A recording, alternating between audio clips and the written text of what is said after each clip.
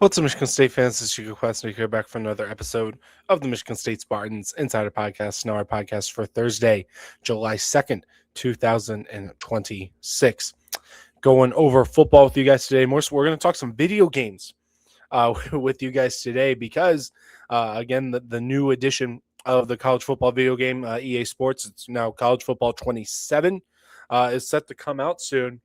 And we're going to talk some video game ratings because there is a list out there of the ratings for each individual Michigan State player, and I have some thoughts on it. We're going to be criticizing EA Sports a little bit here today because there are a few players for Michigan State in the game this year, at least to start, that I think are underrated in the game. And I think once the season begins, you are going to see these players' overalls increase. Because again, looking at them, like I think they're better than that, just from what I've seen when I've watched them. So again, this is just kind of there's an article again, per usual at SpartanNation.com and Michigan State Spartans on SI on this topic. I list all 5 players on that to you guys who I think are going to play better than what their rating is suggesting. And if you want to see a written version of that, feel free to visit. And go click on that, just right where I told you to go find it. But again, we'll do it right here in podcast form. I'll go over the 5 players that I listed off and why I think that. Number one, the very first one, the most obvious one to me, is quarterback Alessio Milivojevic.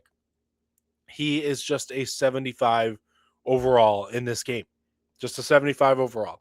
To give you a reference point on that, I was like, where does that stand in the Big Ten? He's 21st in the Big Ten. All the big quarterbacks in the Big Ten, he is 21st. That means there are multiple backup quarterbacks that EA Sports think are better than Alessio Milivojevic right now, which I disagree with. Like I'm not calling for him to be top 10 right now, but like in terms of how he played last season, I think he deserves to be higher than a 75 overall. For additional reference, Aiden Childs, the guy who Milivojevic is taking the job from at Michigan State, Aiden Childs is now at Northwestern. Aiden Childs is an 80 overall, and Alessio Milivojevic is a 75 overall, which that's a little unusual to me. And again, when we watched Alessio Milivojevic, again, it was 4 starts, so again, not the biggest sample size of all time. We still saw Alessio Milivojevic play pretty well. It was 4 games against Big Ten competition, and he nearly threw for 1,000 yards. He had 7 passing touchdowns. And he had 2 interceptions. Pretty good. Like it was given the circumstances, he played pretty darn well. The only game where he wasn't like great, really, or just was that Penn State game where he had like 130 some yards. And in 3 of those 4 games, MSU was very, very competitive. They should have beaten Minnesota, and they should have beaten Iowa. Like they had those games like in their hands and snatched defeat from the jaws of victory, I guess you could say. And it wasn't really Milivojevic's fault in those games. Again, execution later on in the drives could have definitely been like the late game drives should have been better. But it's like it goes. There's multiple things at stake. It's not like a Milivojevic threw a terrible pick or something towards the end of those games. Like the defense couldn't get those stops at the very, very end, and again, there's a bunch of things that could have been different that could have changed the outcomes of those games. And then he got a win at the very end against Maryland, a 10-point victory, where he had again the Minnesota game, he had 311 yards. I believe during that one. In the Maryland game, he had like 290 something, 4 touchdowns to 1 interception. He played above what a 75 overall quarterback is supposed to be playing at. He just did. And I think once we see him again, that can change this coming season to new offense. Teams are going to be expecting to face Alessio Milivojevic. Once they get more film on him, they might be able to study his tendencies a little bit deeper and try to exploit, some flaws in his game here and there. Again, Milivojevic isn't that mobile. He's not going to really take off and create a 20-yard run out of nothing like Childs would do like once a game. And he also has the tendency to maybe hold on the ball a little bit too much. But again, these are relatively fixable solutions and things that I think with experience and with some added confidence, you'll see Milivojevic improve. So Alessio Milivojevic is 75 overall. certainly something I do not agree with. Let's see. KK Smith was another one. He's a 77 overall wide receiver. Notably here, he is behind Frederick Moore, who is a 78. The top receiver in the group is Krishan McCray. He's an 85 overall, tied for third best overall on the entire team. But I think KK Smith is probably going to have more receiving yards this year than Frederick Moore, personally. Frederick Moore was not getting first team reps he might have been, but like at the very beginning when they were playing like kind of like what looked to be a true first team offense and a true first team defense, Frederick Moore was not out there. It was again KK Smith, who we're talking about, was injured at the time. But when I was, what I've watched of Frederick Moore, what I've watched of KK Smith, I personally like KK Smith a bit more. I think his route running is a bit more sharp and beats man coverage in that short intermediate game. I think there's more of a capability with KK Smith to maybe take the top off the defense once in a while. I'm just Frederick Moore, like, again, you're a backup at Michigan, where the receivers have been a real weakness there for a bit of time now. I don't know. Again, Notre Dame, like, there's a little more history there, recently at least, in terms of wide receiver talent. But again, KK Smith was out for a portion of the spring, wasn't participating during the spring showcase. But I think KK Smith will be one of those starters for Michigan State this coming season. I think you'll see him maybe more flip-flop on the overalls right there. Because, again, KK Smith, just a guy where, his speed's 91. So you'll be able to maneuver a real lot in open field. It's the same as Frederick Moore, actually. 92 agility. I'm looking at it right now.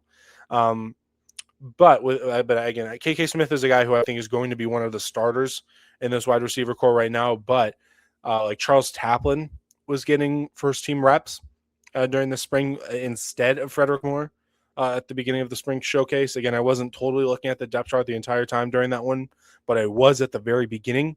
And Charles Taplin's getting first team reps. He's another guy who I should really talk about. I didn't list him in the article, but now kind of in hindsight, I think he'll really do it because he's a 71 overall, way down there.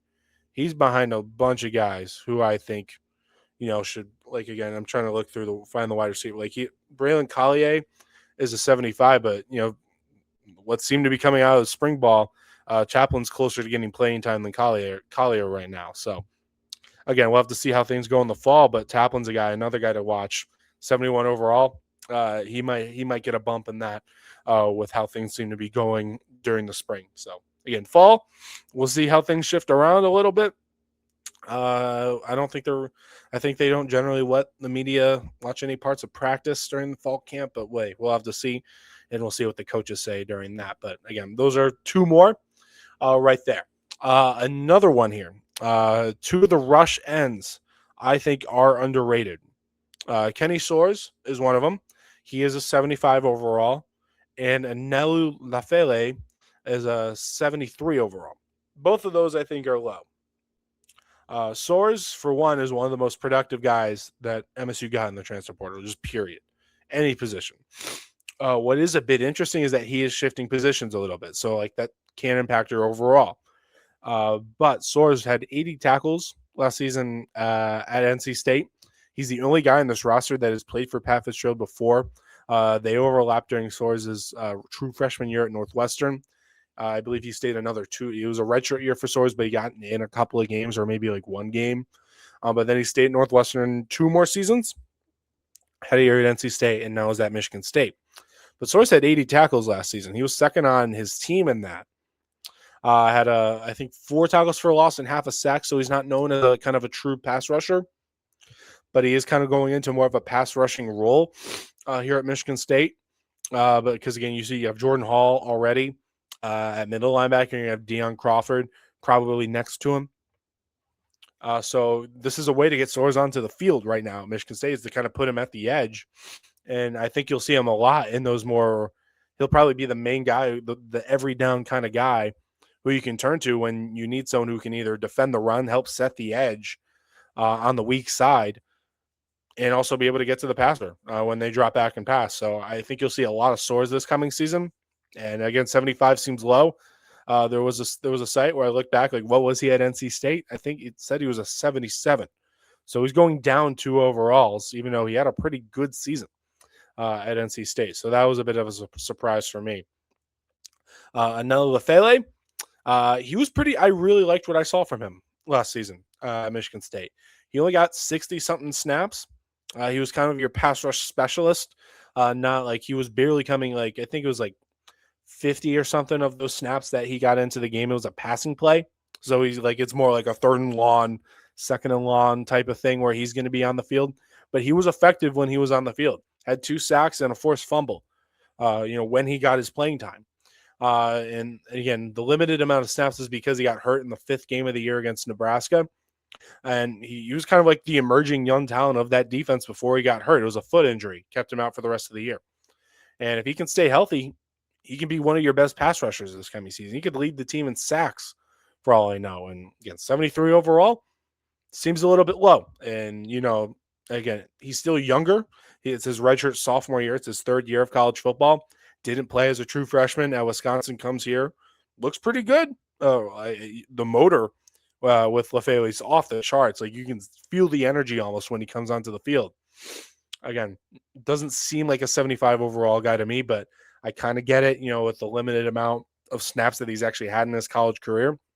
I think if he stays healthy and we see more of him this coming season, yeah, I think he'll certainly rise above the station of a 73 overall. So now let's see through some other ones. I'm trying to remember who the 5th one that I talked about. Oh, Carson Golker. That's the other one. He's a 73 overall as well. Tight end is a big question for Michigan State this coming season. And Carson Golker is certainly a very, very interesting solution, maybe, to it. Because, he's a Division II transfer, so you can't get too high about it. Even the top Division II transfers, like you're wondering how they're going to convert to the FBS, to the Big Ten. There's the Trinidad Chambliss effect. Like, hey, it's Ferris State. You never know. It's the best Division II team in the country. So if you're going to get a Division II team or a transfer, yeah, Ferris State is the way to go with that. But you wonder how MSU is going to use Golker this year. Is he going to be an every down tight end? Maybe. Is he going to be kind of a gadget player where, again, Golker played quarterback and running back? I think he has 50 rushing touchdowns in his career, and I think it was 7 receiving touchdowns all from last season, and a solid dozen or so passing touchdowns. Like he was splitting, I'm pretty sure, quarterback snaps with Trinidad Chambliss for a bit there, which kind of says a lot maybe about his quarterbacking skills, at least for a time. He's maybe the most interesting player on the roster just in terms of how you can use him. But again, with how all the different things about him, like I could see him being more than a 73 overall. Again, you don't want to fall into the trap of jack of all trades, master of none. But like if he's throwing dots on trick plays and he's able to be a real red zone threat as a tight end, and shoot, you can line him up at wildcat and have him be almost be your goal line running back at times. Yeah, I think you can play better than I have to scroll relatively far down to go down to 73 overall. Like, yeah, you're going into like the 40s or the 30s in terms of the rankings on the entire team once you get down that far. So again, 73 for Carson Golker is a little bit harsh there. Tyron Chappelle is a 73 as well. He's kind of your 3rd corner on the depth chart right now. He was an freshman FCS All-American last year, first team All-Southland Conference guy. And again, he was getting first team reps during the spring as well because Charles Brantley was limited. So 73 overall. Yeah, I think he's probably a little bit better than that. So is he behind any of the other? Yeah, he's behind Andrew Brinson, who missed the entire season last year with an injury. Again, Brinson could be an interesting little part of this team. He's behind Nijay Burt, who's an FCS transfer, used to be from Eastern Illinois, redshirted last year, playing 4 games.